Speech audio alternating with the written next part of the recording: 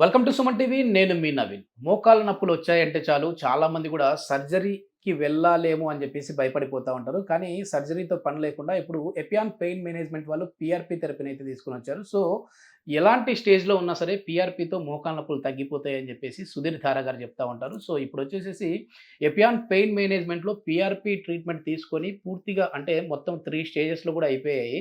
So వాళ్ళ review ఏ విధంగా ఉంది? అసలు ఏ స్టేజ్‌లో వాళ్ళొచ్చారు? ఇప్పుడు ఎలా ఉందనేదైతే అడిగి తెలుసుకుందాం. హాయ్ సార్, నమస్తే అండి. ఆ! సార్ మీ పేరు సార్? నా పేరు రియాజ్ అండి. ఎక్కడి నుంచి వచ్చారండి? ఖమ్మం. ఖమ్మం నుంచి వచ్చారు. ఓకే. హ్మ్. ఏంటి సార్ అంటే మామూలుగా మోకాళ్ళ నొప్పులు రావడానికి రీజన్ ఏంటనేది ఫస్ట్ వేరే ఆర్థోపెడిక్ దగ్గరికెళ్ళినప్పుడు చెప్పారా మీకేమన్నా? అంటే అది గుజ్జు కరిగిపోయింది అని చెప్పారు. మందులు వాడాలని చెప్పారు. ఓకే. మందులు వాడారా? మందులు వాడా. 2014 నుంచే వాడుతున్నా ఓహ్! మందులు. 2014 నుంచి. ఎంత హ్మ్. సార్ మీ వయసు ఇప్పుడు? 52 సంవత్సరాలు. 52 సంవత్సరాలు. అంటే 42 ఆ ఏజ్‌లోనే 40 లోపే వచ్చేసింది మీకైతే మోకాళ్ళ నొప్పులు.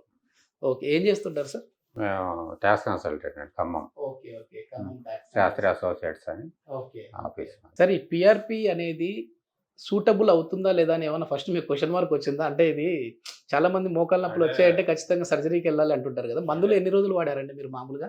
మందులు ఫస్ట్‌లో అయితే 4, 5 సంవత్సరాలు వాడా. 4, 5 సంవత్సరాలు. వాడా. కొద్దిగా రిలీఫ్ వచ్చిన తర్వాత మళ్ళీ వదిలేసా. మళ్ళీ స్టార్ట్ చేశా. ఓకే. ఇంకా మందులు వాడాలని ఇంకా అనిపిస్తుంటే యూట్యూబ్‌లో సారీ చూసా. ఓకే. సుధీర్ ఓకే. గారి. ఆహా! ఆయన చెప్పిన దాన్ని బట్టి కాన్ఫిడెన్స్ వచ్చింది. యెస్. కాన్ఫిడెన్స్ వస్తే ఇక్కడ అంతా బాగానే ఉంది. హ్మ్. ఫస్ట్‌లో వచ్చినప్పుడైతే బాగా పెయిన్‌తో వచ్చా. ఓకే. ఫస్ట్ సిట్టింగ్‌లోనే పెయిన్ కొద్దిగా రిలీఫ్ వచ్చింది. హుహు. మొత్తం ఎక్స్‌ప్లెయిన్ చేసి చెప్పారు. 2.5 ఉండాలంట అసలు మన గుజ్జు. గుజ్జు. యెస్. 2.5 ఉండాలంట. దానికి 0.7 ఉంది. ఓకే. ఓకే. గ్రేడ్ ప్రకారం చెప్పాలంటే మామూలుగా ఏ గ్రేడ్‌లో ఉన్నాయి సార్ అంటే మీకు? లాస్ట్ గ్రేడ్‌లోనే 0.7 అంటే ఇంక లాస్ట్‌లోనే ఉంది. లాస్ట్ గ్రేడ్‌లో ఓకే. ఉంది. అంటే థర్డ్, ఫోర్త్ స్టేజ్ వరకు వచ్చేసారు. మరి ఏమన్నా మీకు సర్జరీ పడతదని చెప్పారా? వేరే ఆర్థోపెడిక్ దగ్గరికెళ్ళినప్పుడు? అంటే అదే అంతవరకు ఎళ్ళలేదు సార్ ఇంకా. అదేలే. ఎందుకంటే ఏజ్ హ్మ్. మామూలుగా అయితే 52 అంటే చిన్న హ్మ్. ఏజే మరి. అంటే హ్మ్. మామూలుగా 60 ఏళ్లలో సర్జరీ అట్లా దాకా మోకాళ్ళ నొప్పులొస్తాయా? సర్జరీ చేయాలనేది ఏ డాక్టర్ చెప్పలేదు. ఏ డాక్టర్ చెప్పలేదు. యెస్. మందులైతే యెస్. యెస్. వాడాలని చెప్పారు. హ్మ్. పెయిన్ కిల్లర్సే ఇస్తున్నారు ఎవరిచ్చినా. ఓకే. హ్మ్. మామూలుగా దాదాపు 10, 12 ఏళ్ల నుంచి వాడుతా ఉన్నారైతే పెయిన్ కిల్లర్స్. ఓకే. సార్ ఏమన్నారంటే ఇప్పుడు పీఆర్పీతో ఇది తగ్గిన తర్వాత మళ్ళీ ఏదైనా మందులు వాడుతూ ఉండాలని చెప్పారా? లేదంటే ఇంక అవసరం లేదంటే మందులని ఇగ చెప్పారా? మందులైతే రాశారు సార్. ఇప్పుడు 1 మంత్‌కి ఓకే. రాశారు. ఆహా! థర్డ్‌ది అయిపోయింది. స్టార్టింగ్. మొత్తం అన్ని సిట్టింగ్‌లు అయిపోయినియి. ఆహాహా! అయిపోయిన తర్వాత ఇంకా మనకి మందులు రాశారు మళ్ళీ 1 ఇది గూడా మంత్‌కి. అంటే మళ్ళీ లైఫ్ లాంగ్ వాడాలన్నారా?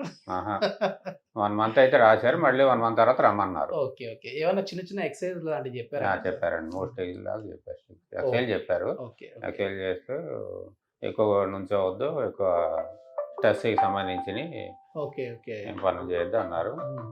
Okay sir. అంటే ఫస్ట్ సిట్టింగ్‌కి, ఇప్పుడు లాస్ట్ సిట్టింగ్‌కి హ్మ్. ఉన్న డిఫరెన్స్ ఎట్లా ఉంది మీకు అండ్ నడుస్తుంటే? ఫస్ట్ సిట్టింగ్‌లో 0.7 నుంచి 0.7 ఉందని చెప్పారు స్కానింగ్‌లో అయి చేసి. హ్మ్. తర్వాత 0.9 అయింది. ఓకే. గుజ్జు పెరిగింది. ఆహా! దాని తర్వాత 1.2కొచ్చింది ఇప్పుడు.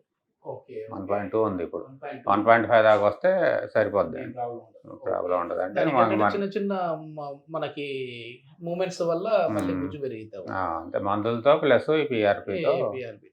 ప్లస్ 1.5 దాకా వస్తే సరిపోద్దన్నారు. ఇంకా మన ఓకే. చేతుల్లోనే మన ఎక్సర్‌సైజ్ చేసుకుంటూ యెస్. యెస్. ఎక్కువ యెస్.